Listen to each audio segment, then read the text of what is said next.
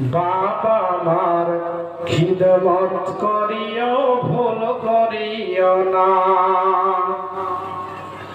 ও ভাই কোন রকম বাবা মাকে দুঃখ দিও না। বাবা মার খিদমত করিও ভুল করিও না। আহা তোমার কঠিন অসুখ হলে আল্লাহর কাছে মায়ে বলে, ও ভাই তোমার কঠিন অসুখ হলে কেন্দে কেন্দে মায়ে বলে, আমায় তুমি যাও বলইয়া সন্তান নিও না।